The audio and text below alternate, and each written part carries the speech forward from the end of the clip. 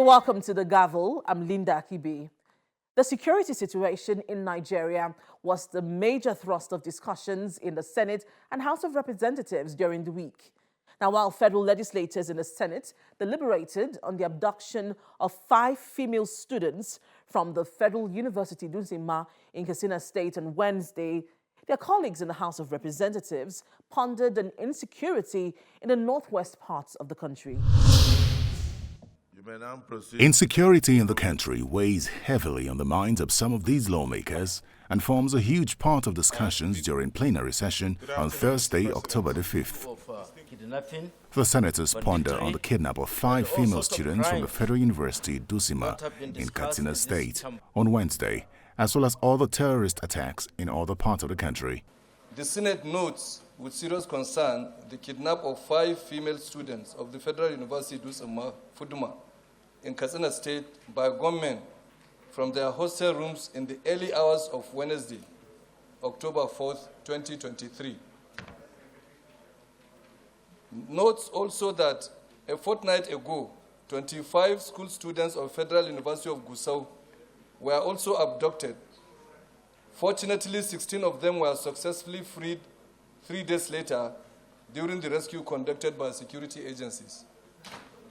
Worried that these kidnap incidents have thrown the university and academic communities into a panic mood, aware that 8 core members have been kidnapped by suspected terrorists on their way to camp in Zamfara State on Monday, August 21st, 2023, the core members were traveling in an Akwa Ibom transport company bus from Uyo, Akwa Ibom State, to Sokoto State for the 1-year mandatory national service when their vehicle was intercepted by the terrorists. This issue has gone beyond the police.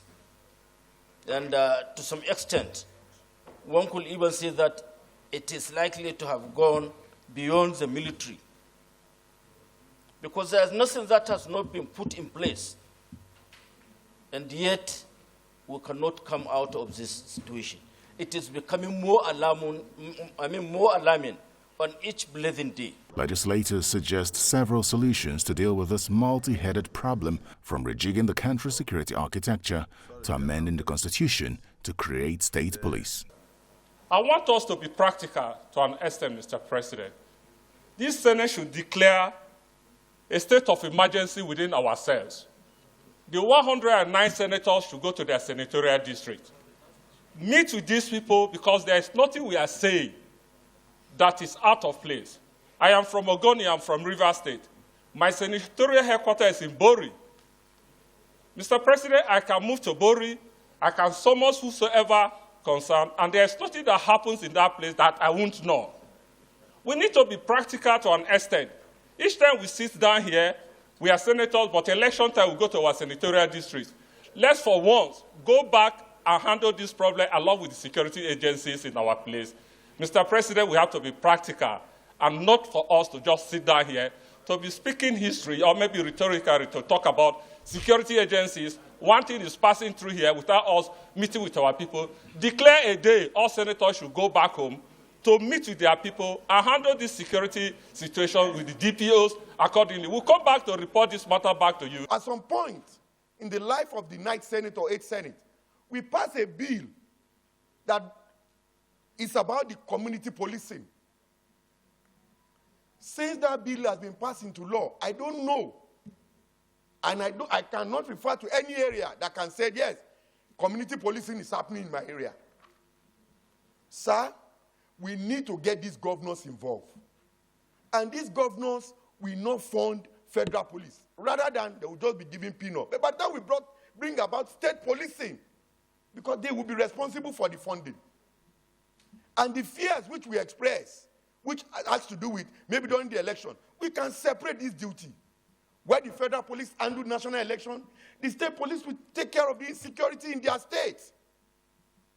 Until we start looking beyond what is currently happening, my dear brother, my dear colleague, this thing will continue. I believe that the security situation now requires a different approach, because we have done the same thing over the years and the result has not been anything to be called successful. So those of us who are heading or members of the security or defense-related committees of the Senate have a task. We must hold those who are supposed to fight for the security of this country responsible. But when we do so, we should also be mindful of the fact that it's not only their own responsibility as well. The citizens have a responsibility as well. After the debate, the Senate resolves to invite the service chiefs to discuss the insecurity in the country and find solutions. They are also asking the military to conduct special operations to dislodge bandits in the northwest and other parts of the country. The Senate is also asking the federal government to address the manpower deficiency in the armed forces and police. Meanwhile, the Senate has summoned the Inspector General of Police, Mr. Kayode Gbetokun, the Ministers of Health and FCT, Mr. Alipate and Nyesom Wike, over the death of Miss Greatness Olorunfemi at the Maitama General Hospital last week Tuesday. Greatness Olorunfemi was a victim of one-chance criminals in Abuja last week who stabbed her and threw her out of a moving vehicle along the Maitama-Kubwa Highway. She was immediately rushed to Maitama General Hospital by passers-by, but hospital staff refused to attend to her for not providing a police report. Disturbed by the sad development, the Senate, through a motion sponsored by Senator Asuko Ekpenyong, is insisting its committees on health and police carry out thorough investigation on Olorunfemi's death and report back in 2 weeks. Senators are also insisting that the Maitama General Hospital be sued for manslaughter. The Senate worried that even within the Federal Capital Territory and across the country, hospitals continue to demand for police report before victims are attended to. With an embarrassing report of the death of Miss Greatness Olorunfemi, a community developer and member of the Young African Leaders Initiative Network, on account of alleged refusal of Maitama District Hospital Abuja to accept and treat her after being pushed out of a fast-moving vehicle, after being attacked and pushed out of a fast-moving vehicle on Tuesday, the 26th of September, by the notorious one-chance operators. Aware that following the enactment of the National Health Act 2014, and particularly the Compulsory Treatment and Care for Victims of Gunshots Act 2017, victims of gunshots and other emergencies now have the right to treatment, a right which is rooted in Section 1 thereof and reads to wit. As from the commencement of this act, every hospital in Nigeria, whether public or private, shall accept or receive for immediate and adequate treatment, with or without police clearance, any person with a gunshot wound. The discussion on the security challenges in the country also spilled into the House of Representatives. Federal lawmakers debated insecurity in the northwest region, while calling for deployment of a special anti-kidnapping squad to Zamfara and other states. The House also called for the urgent release of the 7 kidnapped corps members and the 24 students abducted from Federal University Gusau, Zamfara State. Urge the Inspector General of Police, IGP and other security agencies to intensify efforts and deploy personnel and intelligence capability to secure the immediate and safe release of the 7 abducted corps members still in captivity. I urge the IGP and their security agencies to intensify efforts and deploy personnel to secure the immediate and safe release of 7 abducted corps members and 40 female students of Federal University Gusau who are still in captivity in Zamfara State. The House also considered a motion alleging unlawful road blockage, extortion, and harassment by security personnel on the Lagos-Agbara-Badagry-Seme Highway. The House resolves to urge the Nigerian Customs Service to enhance security on the Lagos-Agbara-Badagry-Seme Highway and ensure strict implementation of laws, circulars, and guidelines for mounting checkpoints. This should include the removal of illegal roadblocks and prevention of new ones. There was mild drama in the Senate on Wednesday, October 4th, during the screening of 3 ministerial nominees. The nominee from Kaduna State, Mr. Balarabe Lawal, collapsed during the exercise at the National Assembly. Fortunately, National Assembly medical personnel quickly attended to him and he was revived. Now let's take a look at the happenings during the screening exercise. Distinguished senators, One moment, he was reeling out his vision for the Ministry of Environment, and the next moment, he slumped as he faced the Senate during a ministerial screening exercise on Wednesday, October 4th. I have participated in various professional development programs, including the general management courses, and also I have worked greatly in areas of visibility and in areas of environmental protection. Water, give water. Water and sugar. Water and sugar. Members of the National Assembly security team and the field lawmakers sprang into action, trying to revive Mr. Balarabe Lawal, the ministerial nominee from Kaduna State. Immediately.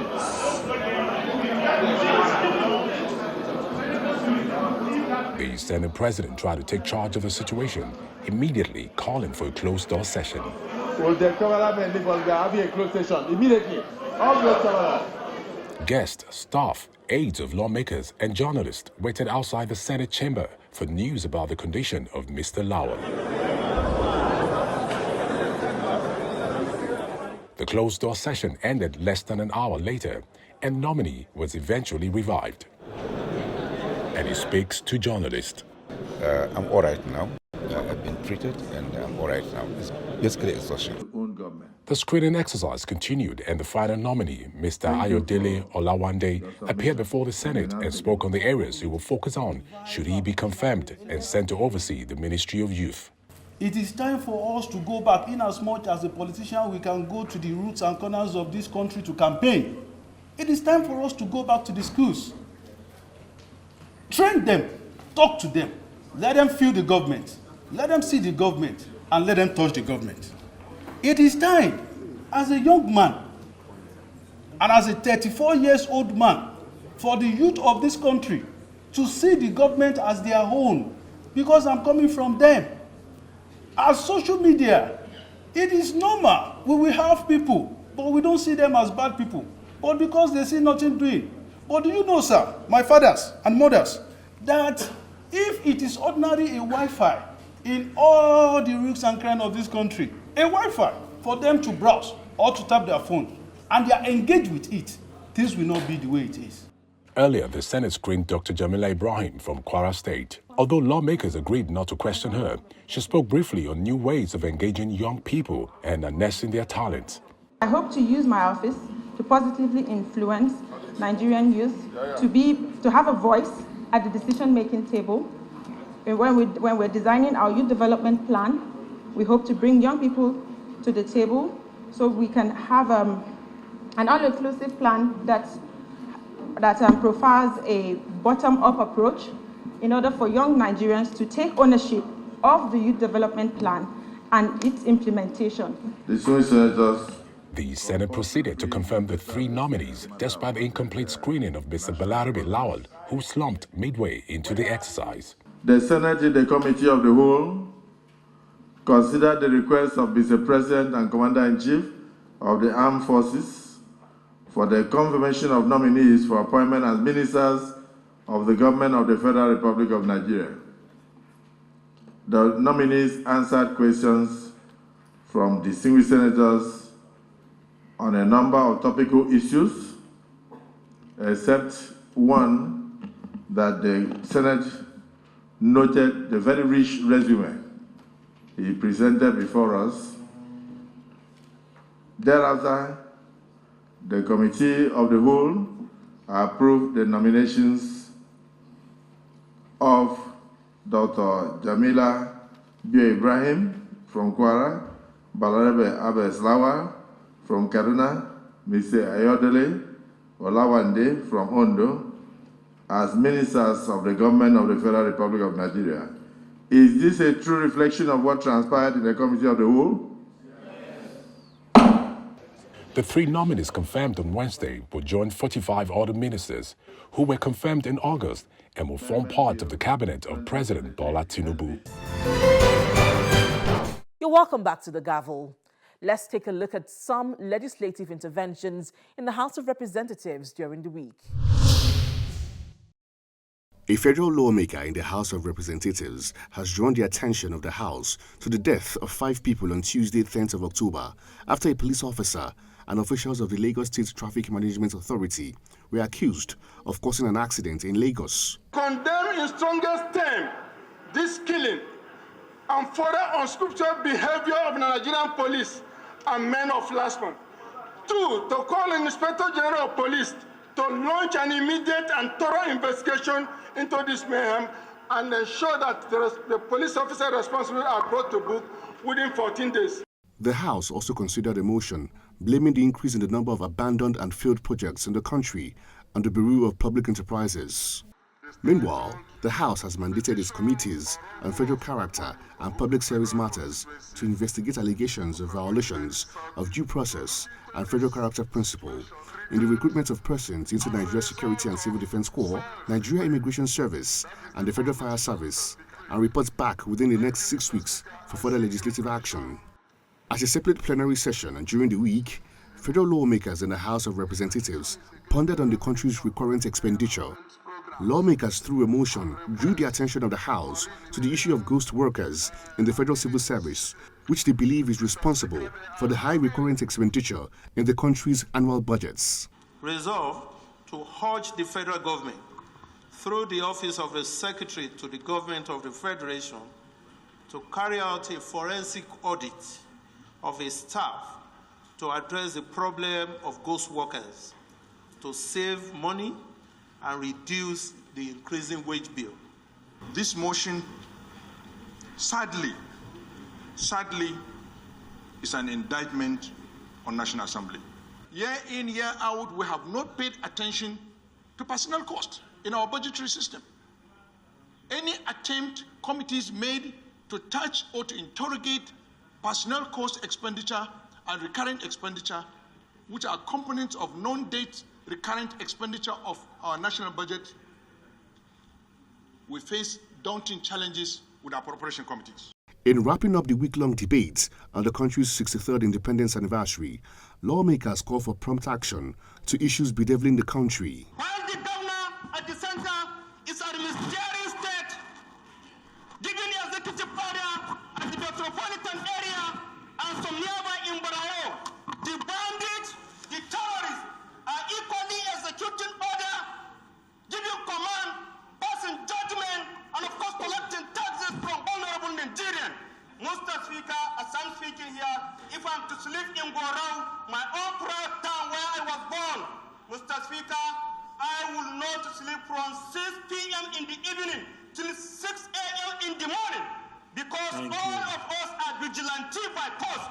I should have to use the word ground norm, because I know ground norm is people-led. This constitution is not people-led. There is no buy-in into the constitution by the people. The House also asked President Bola Tinubu to immortalize the late designer of the country's flag, Patai Wakikumi, who passed away on the 29th of August 2023 at the age of 87 years. The lawmakers want a national asset named after him. My respected colleagues, a federal lawmaker, Representative Folorunsho Adegbeson, has drawn the attention of the House to the power outage in Ogun Waterside community in Ogun State. He says the communities have been in total blackout for 2 decades, and all efforts to correct the anomaly has been fruitless. To urge the committees on power and rural electrification to investigate the matter and direct the National Rural Electrification Agency to restore the community to the national grid. 2, to ensure adequate security and regular patrol is put in place to afford federalization of the facilities when put in place for the people. 3, to mandate the committees on power and rural electrification to ensure strict compliance and report back within 4 weeks.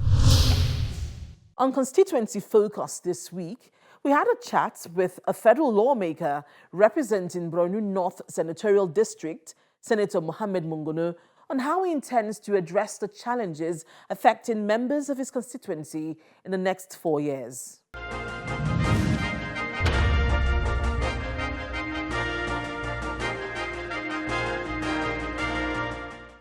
On Constituency Focus this week, we had a chat with a federal lawmaker representing Borno North, Senator Mohammed Mongono, who spoke to us about the needs of his constituents and how he intends to serve them in the next 4 years. You know, my constituency happens to be the epicenter of the Boko Haram insurgency. And as a result of that, there is a lot of devastation occasioned by the Boko Haram insurgency of our infrastructure. Our people have been displaced. Some are staying as internally displaced persons. Some have moved to other countries as refugees and what have you. And now, as a result of the zeal, the patriotism, and the sacrifice of the Nigerian military occasioned by the political will given by the last administration, the Boko Haram has been greatly decimated now. And people are now returning back to their respective communities with a view to picking the pieces of their lives. So as a result of that, my focus will be on coming up with a Marshall Plan that its philosophical cornerstone will be reconstruction, rehabilitation, and resettlement. That is going to be my focus, especially against the backdrop of the fact that the people are now going back to their respective communities as a result of decimation of the Boko Haram insurgency. So I'm going to embark towards that drive. I'm going to embark upon massive empowerment, training and empowerment of youths and women on various aspects of agriculture. So that, because my people are agrarian in nature, so train them, empower them on various aspects of agriculture that they are used to. And then because of the fact that our economy is in a very serious, is in a state of comatose as a result of the Boko Haram insurgency, this training and empowerment of youth and women will go a long way in revitalizing the economy of our area. And also the reconstruction of our devastated infrastructure like schools, hospitals, and what have you will go a long way, not only in bringing back this infrastructure, but it will bring about a lot of multiplier effects, generate a lot of multiplier effects in the economy, because the youths are going to be busy in the construction projects and what have you. So it is going to generate a lot of multiplier activities with all its attendant advantage of creating employment and what have you. So my focus, in a nutshell, will be rehabilitation and resettlement. And this is purely as a result of the Boko Haram insurgency that has devastated my constituency. I am in the National Assembly for the past 20 years, before my graduation into the Senate this year. So all along I have maintained a constituency office in Monguno local government. It's in the state locus. And I have people that are resident in the place, in the local government, in the local government, giving me feedback on what is happening in my constituency. And whenever people have problem, they will report to them, and then they will communicate same to me.